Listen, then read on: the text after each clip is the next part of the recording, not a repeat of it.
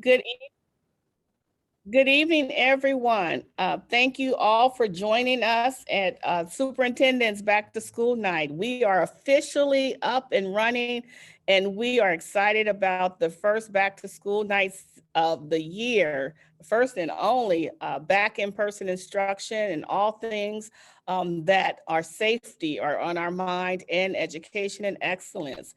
And so this evening, I just want to inform all of you that it is our privilege to be here. Again, we're going into our fourth week. Our goal remains the same to make sure that we have the mitigation protocols in place so that our kids continue to receive a robust instructional program with as few disruptions as possible. And so the purpose for this evening's conversation is that I wanted to create a space for us to share our updates regarding our COVID protocols. I've been getting so many questions from parents, and I encourage you to keep them coming. Recommendations, wondering about contact tracing, testing. Is there anything that we can do? How can I protect my student? What type of mask to wear? And so we're constantly working internally with our team so that we can ensure that all areas around the school remain safe and that we have a functional protocol in alignment with the health department, the county office of education, and so on and so forth. So I would want to start first to thank our principals. I am so extremely proud of our principals. They have done an amazing job in opening school for the first time in about 15 months. And so kudos to each and every one of them who are here. Please show your faces. I see Sean Priest. I know we have Sequoia High School here. And who else do we have? Roll call for everyone, all of our principals. It's very important. I want everyone to see you because you all have been working hard to be resources to our families. And we definitely appreciate your work and also your service to our community. I see you, Karen, Principal Van Putten, we see you. Okay, I see. All right, Mr. Crane. Okay, Carlmont, I see you. Okay, Woodside, I see you. And so we also wanted to know, let our parents and our parent advisory group, I want to acknowledge them because they have definitely been a staple for me. And they may not have known it, but just their feedback they've given me, the time spending with me, and also as parents, providing updates about the school sites and what's needed and also concerns. We were able to meet last week and just to know that this information you received this evening, as well as future information, our parents will be equipped with a toolkit and they'll also be able to share this information along with the principals at the school sites. I just want everyone to know that we are a team here working in the best interest of all things Sequoia Union High School District, where we know excellence is the baseline through leadership, service, and equity. And so just thanking everyone for that leadership and service. And so quickly through our agenda, we're going to review the district's vision. Actually, I'll share it. The district goals, always wanting to remind us and ground us in our purpose and our direction. And then review the health and safety protocols that we've outlined, give you an update on independent study. And then here's number 5, which is one of the most important elements and resources that we can provide for our students. And that's the social emotional supports that are needed to continue to push them and motivate them to resilience throughout this school year. And our revision remains the same: to lead Sequoia Union High School District in becoming a national and international beacon of equity and educational excellence that stands as the first choice for all families and communities within our boundaries. There are so many good things happening at our schools. I'm going to invite you as you go and attend the virtual back to school nights that you collect information, and we're going to create a space for that information to land and for you to share, because we want the world to know the good things that are happening, the services that we provide our students, and the leadership from our students and staff. We are all amazing. And I always say we're amazing with room to improve, but we have to tell the good story about the good things that are going on in our school, about our programs, about sports, about how our kids interact, the field trips that they're able to go on and participate in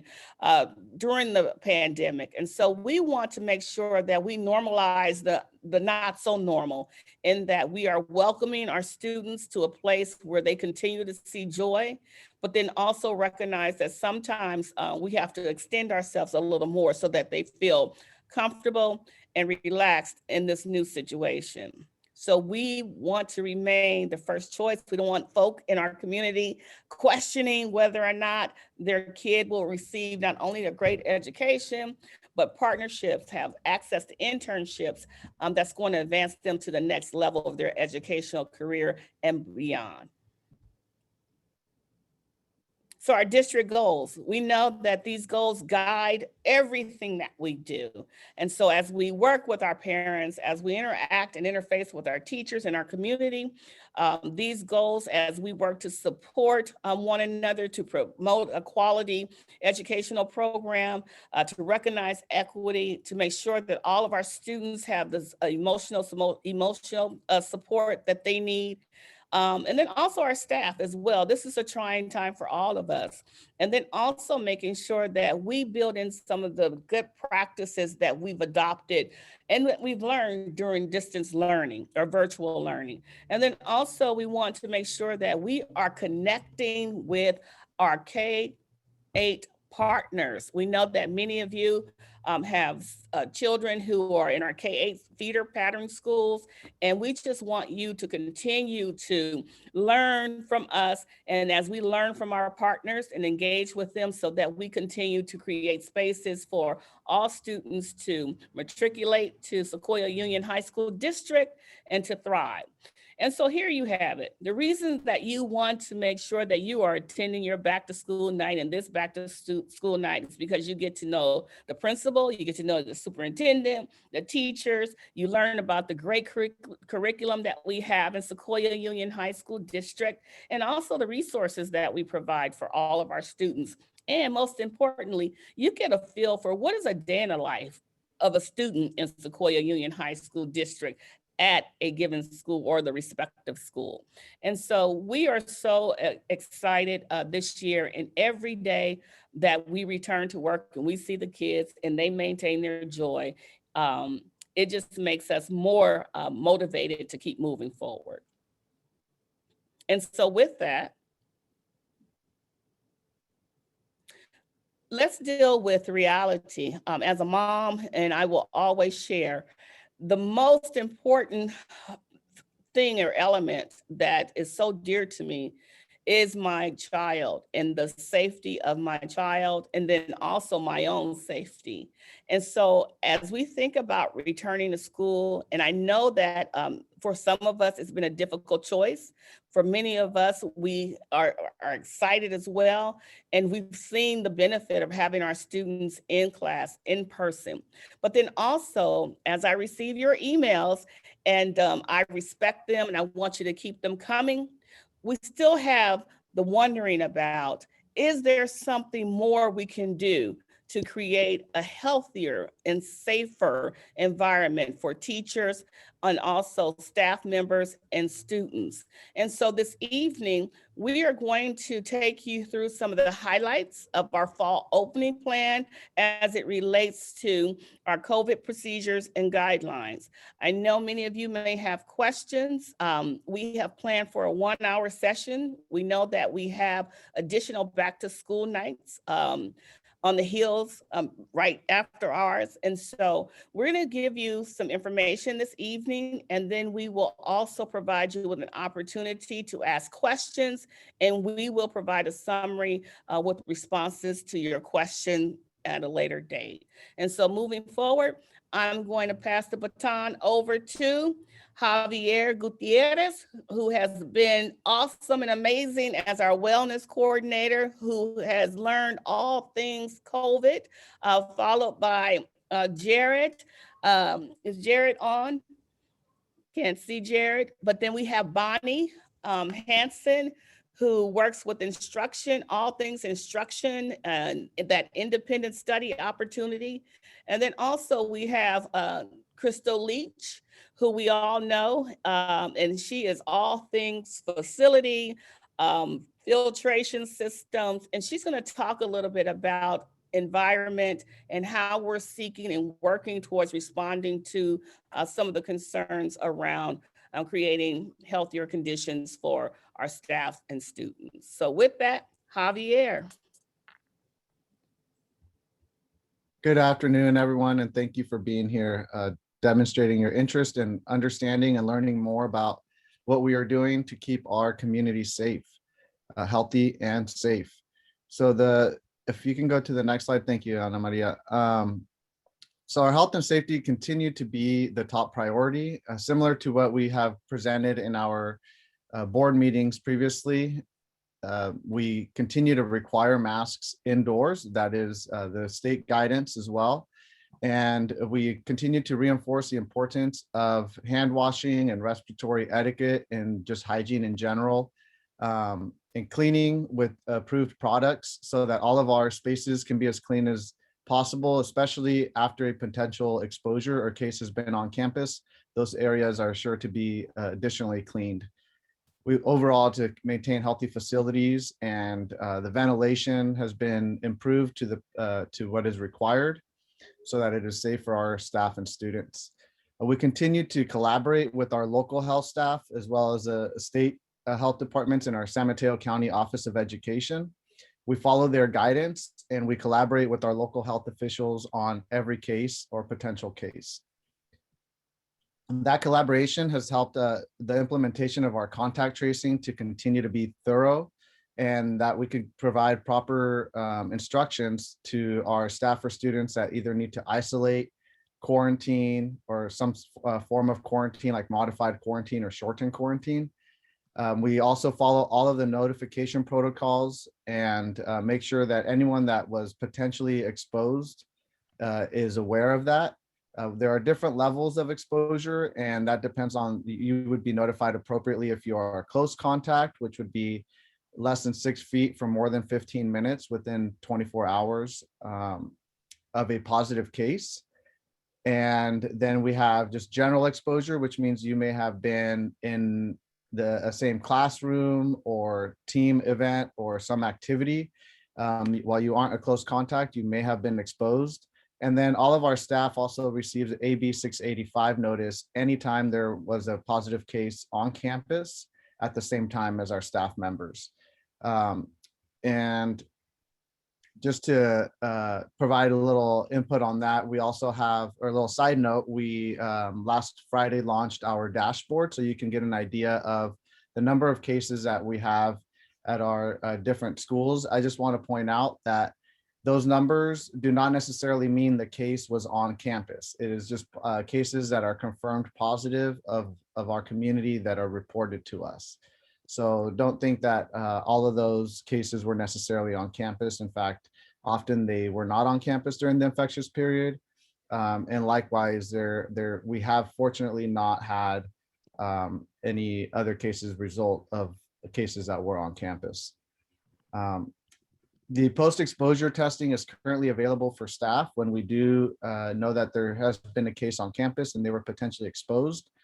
We are very close to switching and expanding our testing program so that it will include students and staff. And this is very exciting because right now we're providing post-exposure testing for staff, but we're going to expand this with our partners to include testing for more people, not just staff, but also students, and then also not necessarily having to be related to a potential exposure. So we want to make it as available as we can for all of our students and staff in our school community.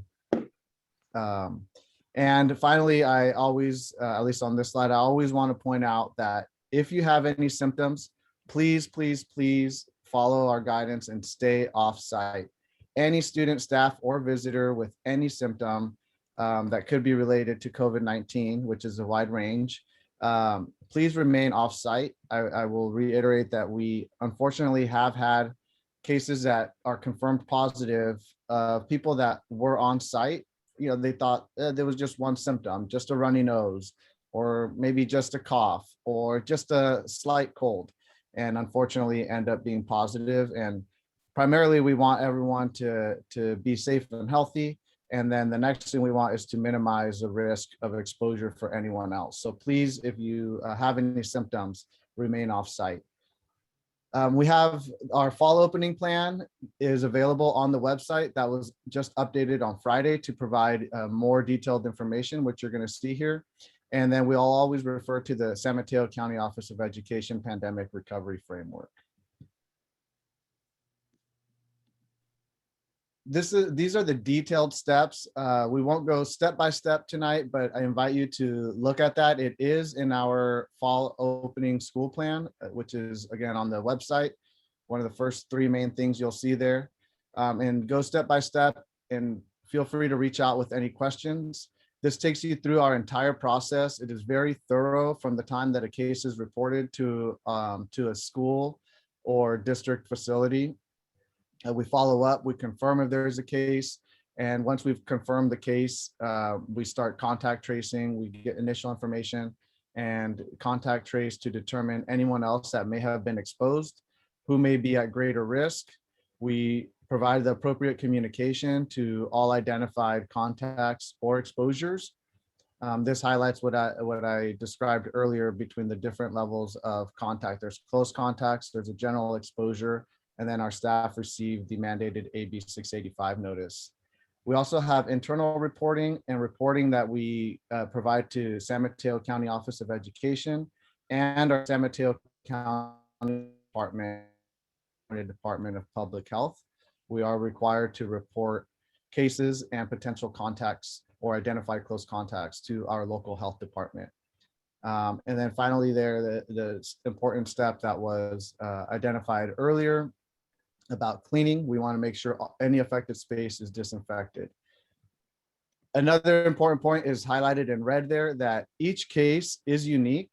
We collaborate with the San Mateo County Health Department on every case. There are certain cases depending on the location, nature of exposure, if people were masked or not, different elements that determine of what the response will be, who has to quarantine, who may have to do a modified quarantine, who's not eligible for a modified quarantine, things like that. We review every case in collaboration with San Mateo County Health. And sometimes they do go beyond the defined parameters that we make the best attempt to capture. On this next slide, for example, is our contact tracing flow chart. And this is in that San Mateo County Office of Education Pandemic Recovery Framework.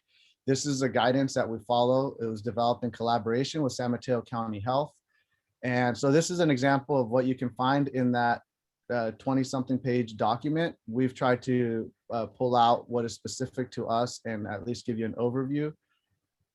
For example, this flow chart might hold on most cases, but there are, as each case is reviewed with county health, there are times that maybe someone won't be eligible for the modified quarantine, even if they are an unvaccinated, asymptomatic close contact that was wearing masks. There may be peculiar circumstances or situations during the potential exposure. So what you can be confident about is that we are following the guidance. We collaborate with San Mateo County Health on every single case that could impact your school or student or family. And we're working really hard to do that. We have an exciting partnership that will help us take this to another level, and particularly our testing opportunities. So that's our overview of how we're doing with our COVID-19 response and processes and protocols. And I will pass it on to, I believe, Ms. Hansen for independent study. Thank you, Javier. I hope that all of you didn't just hear my little daughter asking me if she could put stickers on her wall. I just went to unmute myself and realized I already was. So my apologies about that if I interrupted the last presentation. I'm here to talk to you about continuity of learning and what the legislation has given to us for independent study this year. So this summer, the legislation passed something called Assembly Bill, Senate Bill 130. And what that piece of legislation instructed districts was, if a parent says that they are concerned about their student attending school for health reasons, we as a district are required to provide for them an independent study program.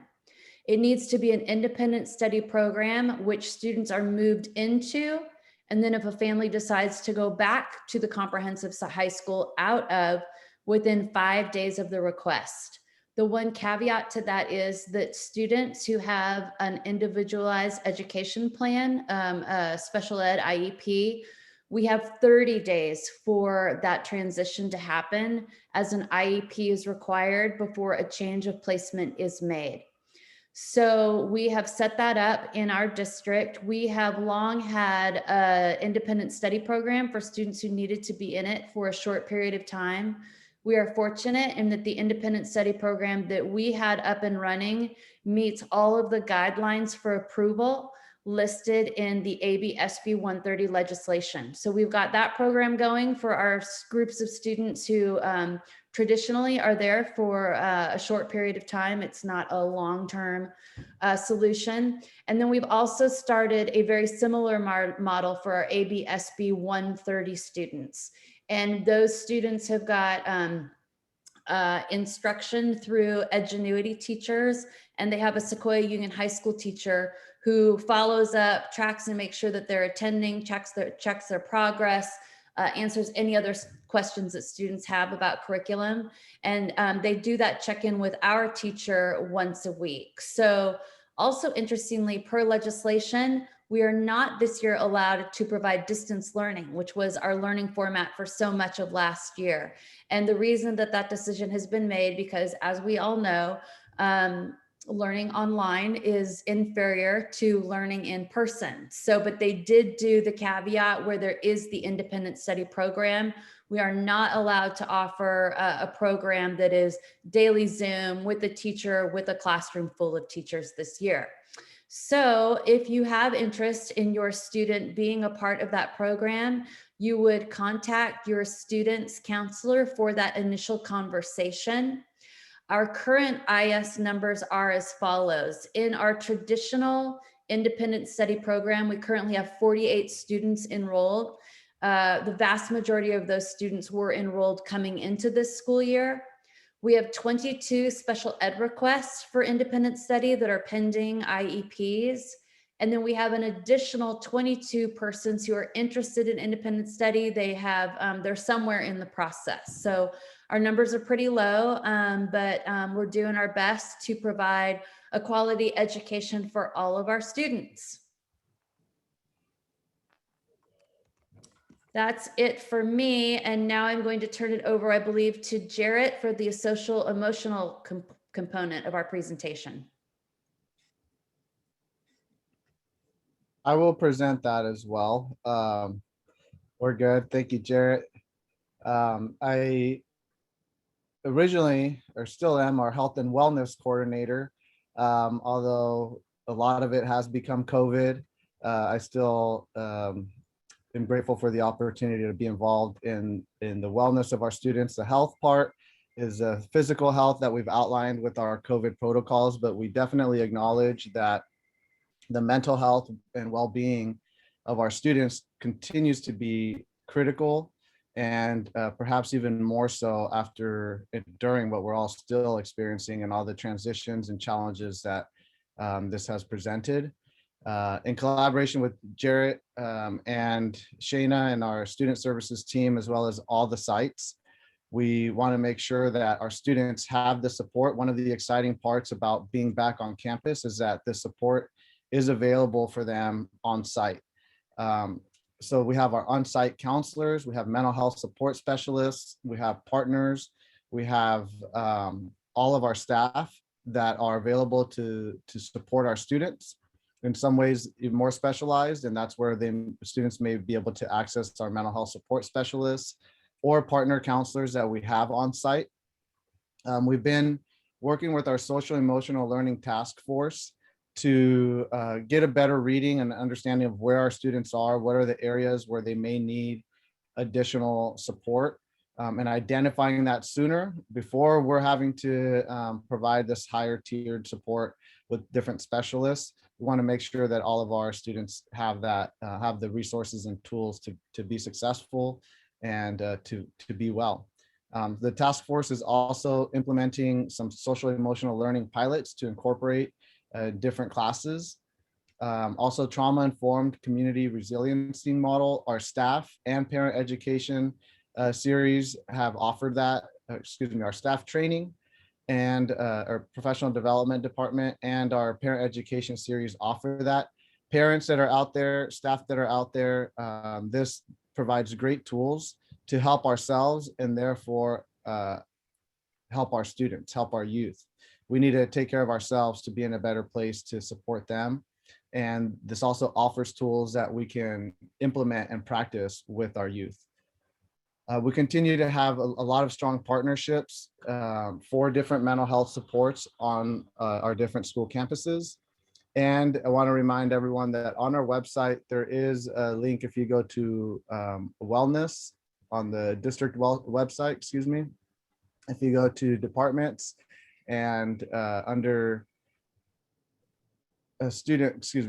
under departments and student services, the very bottom one in alphabetical order is wellness. And so again, district website, departments, and on the far right bottom is wellness under student services. And there are different links there to provide or to find student health and wellness resources. The next slide that we are about to see, I want to give a shout out to some very critical staff. This is our specific mental health support specialists at our different sites. But again, any school counselor, staff member, our administration, I know we are all there to support our students, and we're all someone that your student can go to, and we will find that support for them.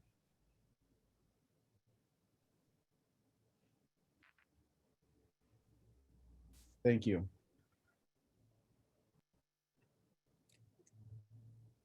Thank you. And so as we are winding down from the short presentation, what I'd like to take this time to do real quickly is go around and do introductions. I see more folk have joined since the beginning. And so if we can introduce ourselves, everyone. Ralph, we will start with you. Good evening, everybody. My name is Ralph Crane. I'm the principal at Carlmont High School.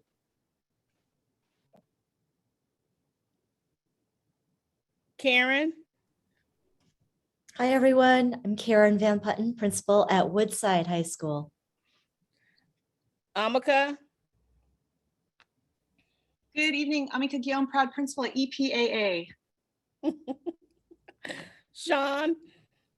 Hi, everybody. My name is Sean Priest. I work at Sequoia High School as the principal. I'll see all you Sequoia families at 6:30 for our general Zoom.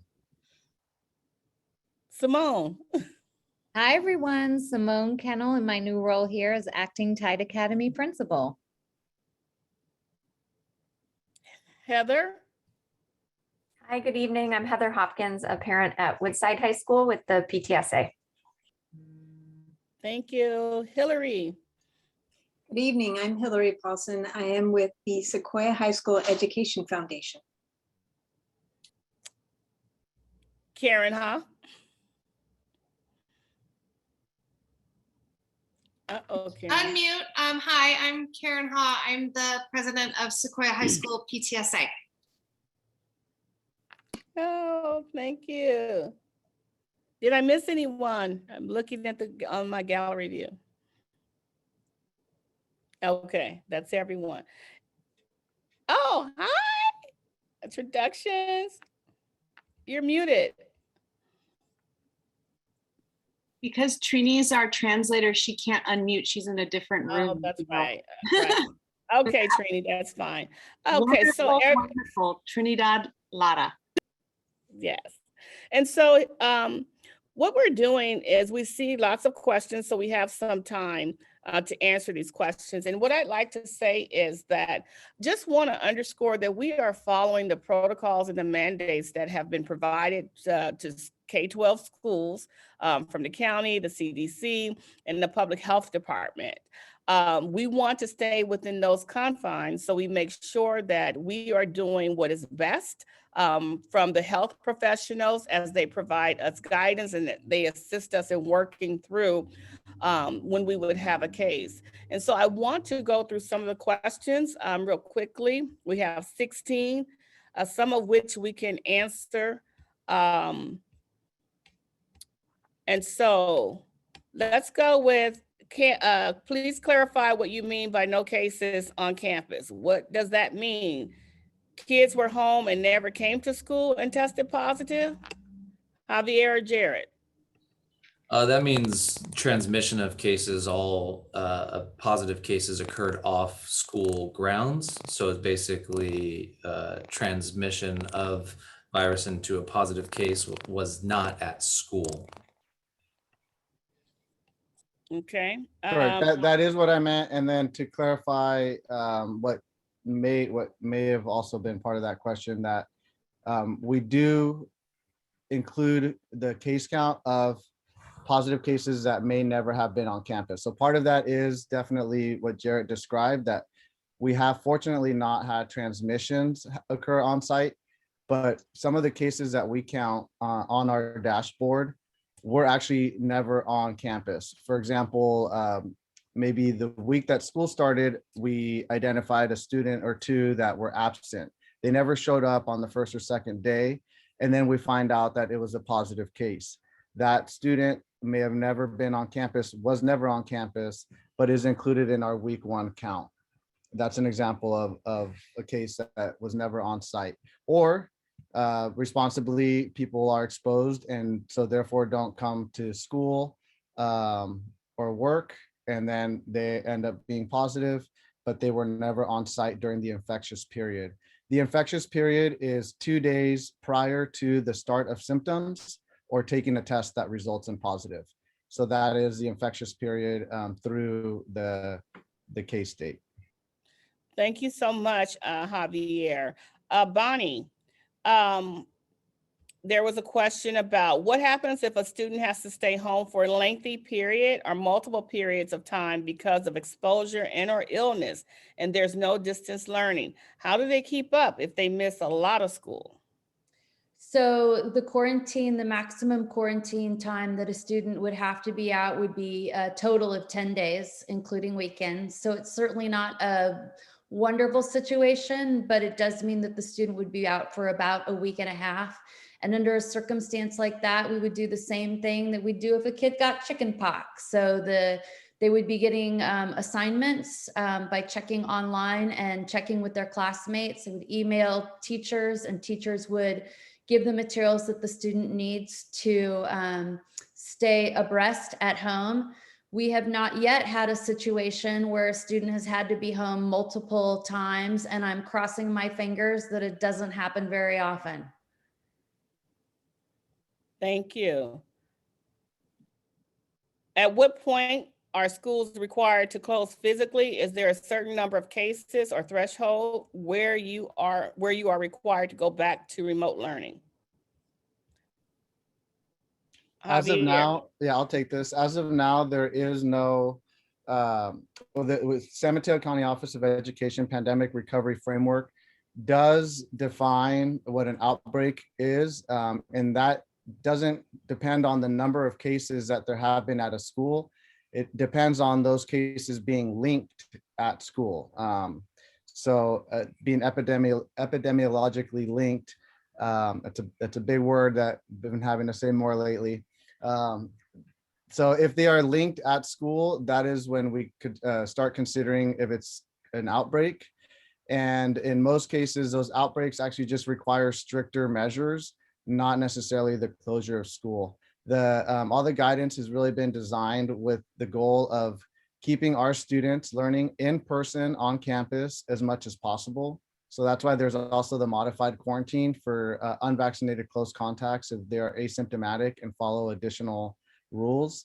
But the goal is to keep students on campus. And as of now, there isn't a defined point that the school would have to close. So it would just lead to stricter measures. However, we continue to collaborate with County Health and County Office of Education. And if we got to that point, it would be made in collaboration, or that any decision likewise would be made in collaboration with the health department. Can you mandate masks outdoors? With Delta being so contagious and the inability to distance outside with so many students, the crowds and huddling, sitting in crowds and bleachers, crowded walkways outdoors. Question, are we able to enforce masking or mandate mask outdoors? I can At say this time, go ahead.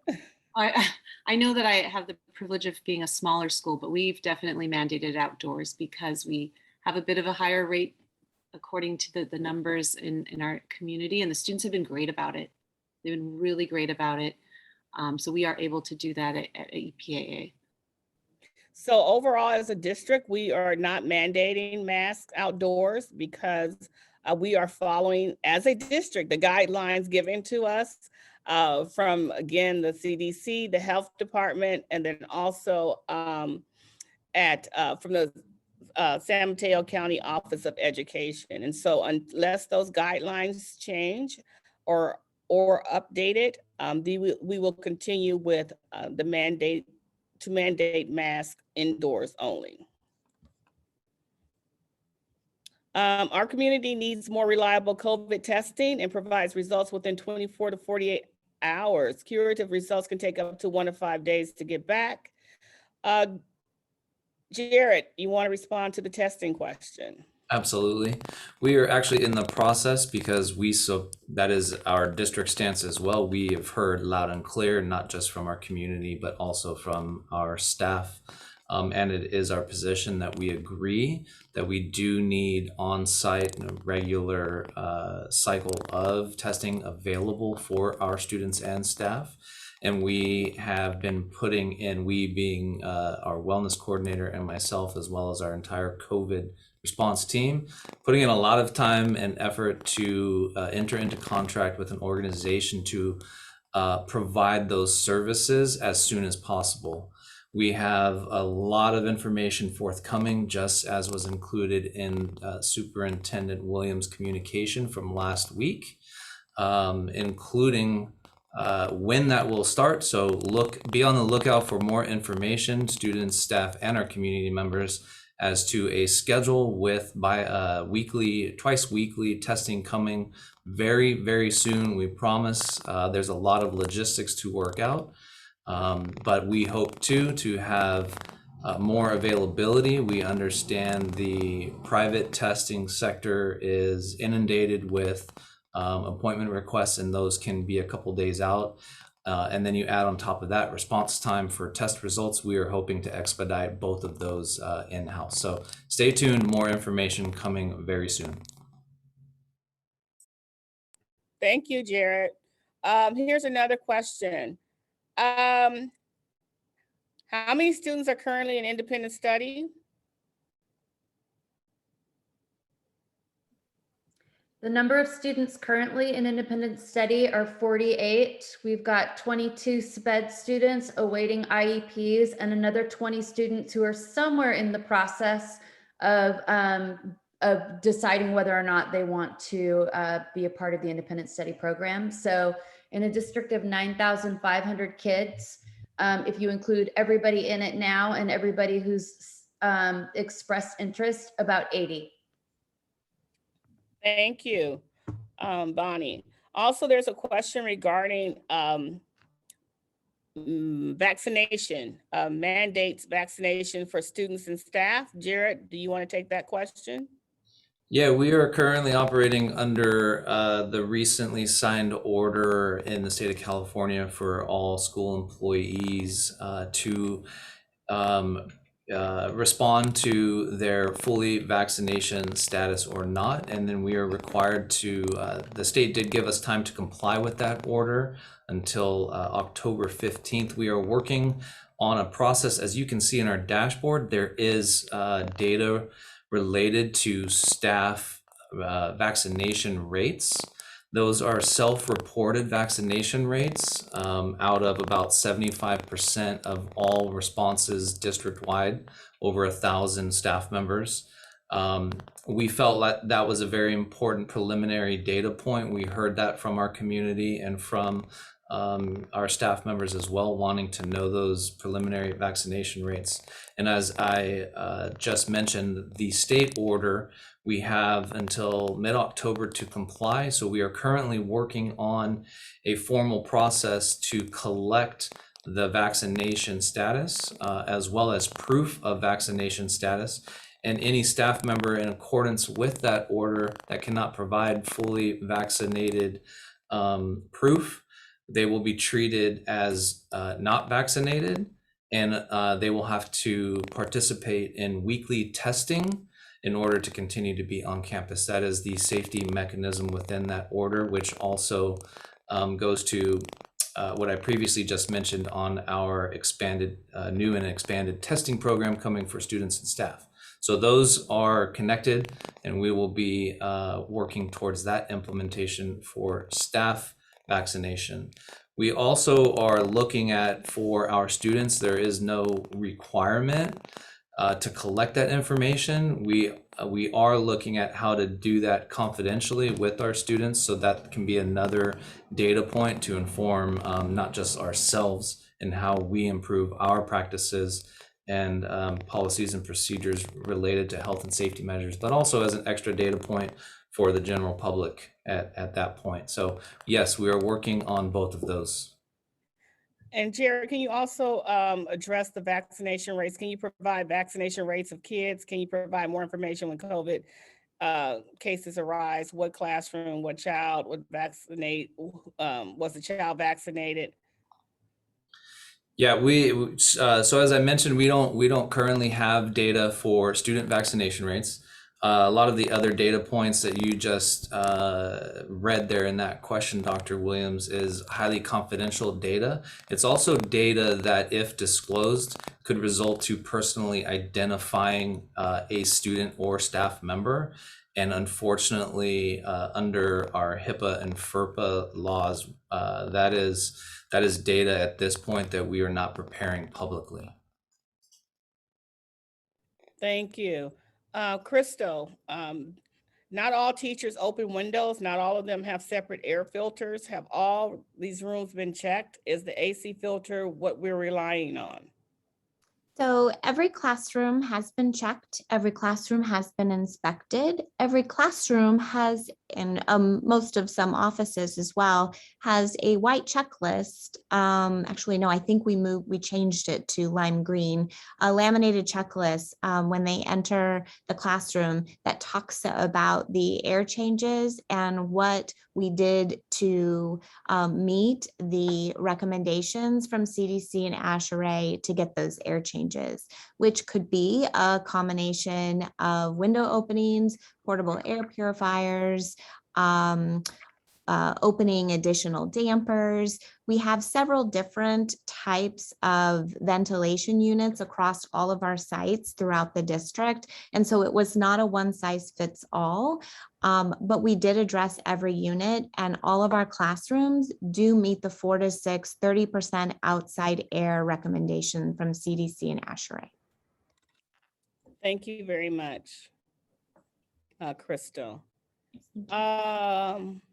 And I'll comment, I strongly oppose mask mandates for students outside, and that does not align with county, state, or CDC guidelines. I hope other schools are not allowed to make their own mask outside rules, as this should be a board decision. Thank you for the comment. What is the Sequoia Union High School District plan if there are days where the air quality is extremely poor due to fires? Will the new ventilation systems prevent the need to close school? Crystal. They definitely do not work together, right? So before COVID, when we have high smoke in the air, we shut everything down. So we restrict the amount of outside air that's coming into the classroom. Well, with COVID, the emphasis on bringing the outside inside. And so when you have smoke, that obviously counteracts with what we're trying to do. So we're following the guidelines from Air Now. They have a special guidance for schools. It will be no smokier in the classroom than it would be outside. However, it may feel that way because we're also wearing masks. And then with a lot of our classrooms that lack air conditioning, it's going to be uncomfortable. We will have to monitor the air, the AQI as we get some of these smoke days, and hope that they're later in the afternoon so that we don't have to close our classrooms down. Thank you. If a parent receives an email of exposure, does this mean my child was in the same class where the positive case happened? That could be one of the reasons that your son or daughter or your child got a general exposure notice. It may be a classroom, it could be an activity, depending on where the case was. And keep in mind that not necessarily all of them were in a classroom. For example, it could have been in physical education and maybe they were outside, but because they're in the class, we want to just provide a notice of potential exposure to anyone that may have been in the area of a case. So that could include a classroom, it could include an activity, it could include a sports team. Thank you, Javier. There is a question regarding, do we maintain vaccination percentages for students as we have shown on our dashboard for teachers? We do not have that information at this time. Are there guidelines for students to have COVID testing at school? Does the student have to be a close contact, a general contact, etc.? Yeah, I'll jump in, Javier. As we develop our new testing program, the current design is to be open to all students and staff. There are no, say, minimum requirement to have to be a close contact to obtain testing. Because we know that with the rate of exposure, as you can see in the dashboard, one case does create quite a bit of notifications and communications, and we want to be able to ensure that anyone with either the, if our staff receives our Assembly Bill 685 procedural notification for general exposure on campus, if our students and or staff and parents receive a general exposure notice for a positive case on campus, or if you as a staff or parent of a student receive information in direct contact on a close contact notice, we want all of the individuals in those scenarios to be able to have testing. And we are committed to being able to expand up and or down based upon volume. That is part of our discussions with our partner organization. Thank you very much. So kids caught COVID off campus but came to school with it, which is why we get these exposure notices? Question. That is likely the case, that they caught it off campus and were on campus when they were, once again, it was during the infectious period. And I'm not going to say it was intentional. Sometimes people are asymptomatic and might do routine testing and then get a positive result and realize that they had been on campus. Additionally, there, like as I mentioned earlier, there are some people that might have a minor symptom and still go to school or work. And then when they ultimately test, it comes back positive. I saw another comment about the delay or wanting to know sooner of a potential case. We can't notify people of potential cases until it is a confirmed positive case. That would be very scary to receive notifications of being exposed and then finding out like, oh, it was actually, never mind, it wasn't. And we've notified a lot of people and created different worries so we do wait. We're required to wait to notify people until it is a confirmed case. That is why sometimes there's a delay. And similarly, sometimes there's a delay in people knowing that they are positive for COVID-19 until they get tested or get a test result. And then we find out, hey, they were on campus during the infectious period. Again, maybe they aren't on campus, and as soon as they develop symptoms, they don't go to school, get tested that day, and then it comes back positive. But because the infectious period extends to 2 days prior to symptom onset or testing, that's where you may get that exposure as well, because they were on campus maybe 2 days prior to showing symptoms or getting tested. But long answer short is yes, that's generally what's happening. Thank you so much. Do you still plan to have lunch, snacks outdoors if the air quality is bad? And at what air quality level would school be closed? Yes, and I just had the document on my screen, and I live by 1,000 tabs open. This is why you don't do that as a public service announcement. So the air is not going to be any better inside than it is going to be outside when we are trying to battle the ventilation with COVID. I believe it's up to like 150 is still in the orange.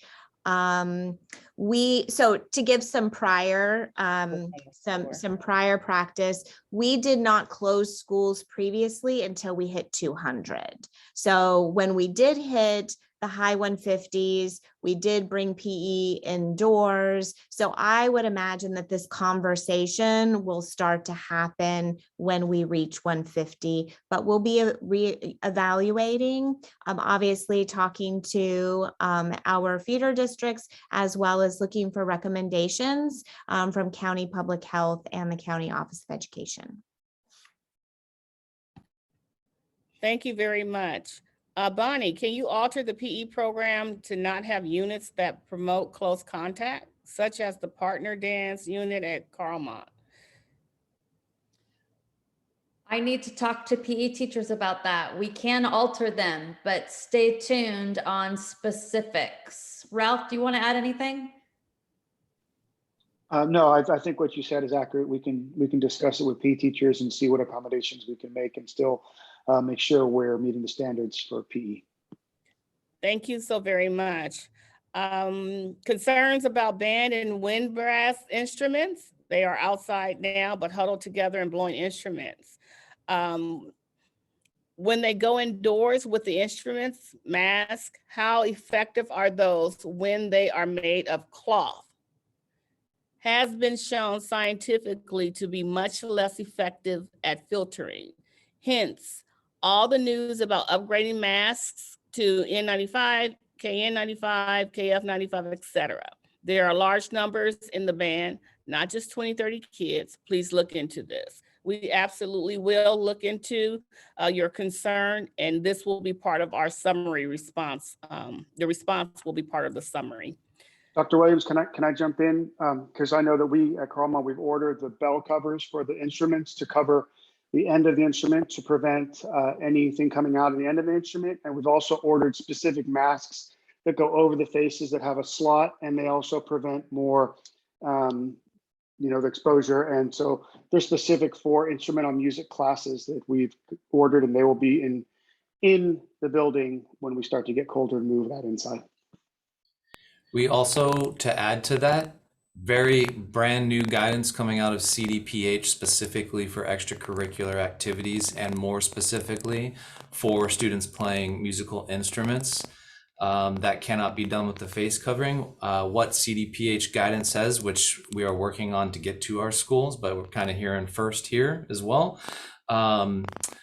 Options that are recommended by CDPH for these activities are to conduct them outdoors, which I understand are happening indoors and outdoors, using modified face coverings and bell coverings, just as Principal Crane discussed, with maintenance of 6 feet physical and social distancing, as well as performing weekly screening testing with COVID testing, including for all individuals as well as those fully vaccinated.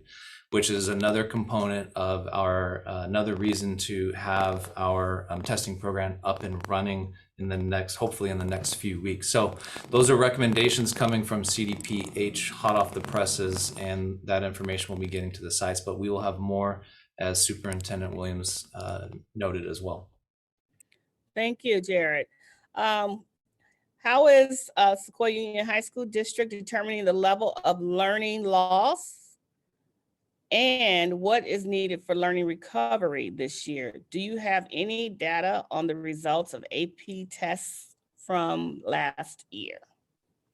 I can take that one. So one of the activities that our teams at sites did at the end of last year was to look as a team, so a prep unit, like for instance, if I taught English 1, I would meet with the other English 1 teachers at my school and look at the standards for English 1 and say, what do we feel like we covered well? And then what do we feel like we didn't cover as well as we would have liked to have done that?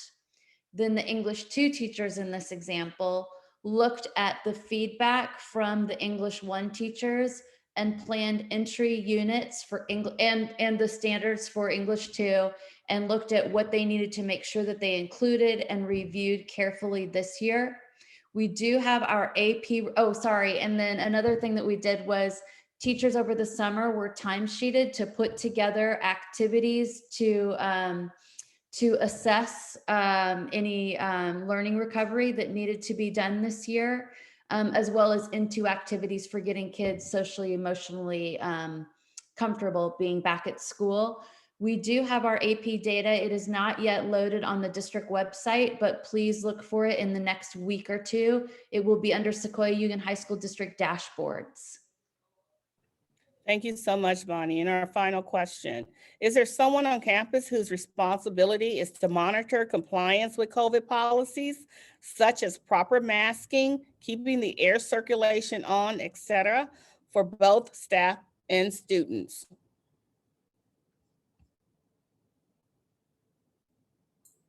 Jared? Yeah, well, for compliance with our health and safety measures, as we have discussed with our entire health team, as well as with our school site administrators across the district, and I'm sure, I don't know if any of them want to chime in, but it is certainly every adult on campus's responsibility to, not just reinforce compliance is a very strong word, but not just to reinforce our health and safety measures, but also to educate, also to have conversations with students from a perspective of trying to understand if there are barriers to wearing masks. There are other conversations that we can then subsequently have that, we support students and staff with our health and safety measures.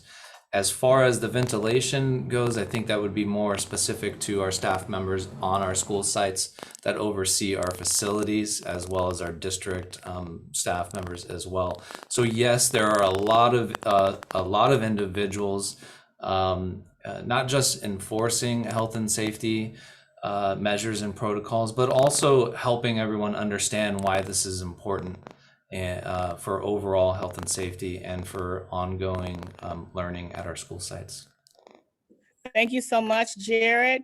As we are coming to the close, we are now at 6:30. I want to thank each and every one of you. Please be advised that we will have a summary posted with answers to these questions, your queries. Continue the feedback. We only get better together. The more feedback you provide us, the more we can refine our practices and our protocols. Once again, thank you to the principals who are joined in. Also, thank you again for your work that you're doing with your student staff members in ensuring safety for all campuses. And then also parents, I want to thank our PAC participants. They too will have access to the summary and the responses to your questions and comments. Please keep them coming. We want to be safe and well and continue to have school open for the duration of the school year. Have a great evening. Those of you who are moving on to another back to school night, enjoy, have fun, and continue asking great questions. Thank you so very much. Have a great evening.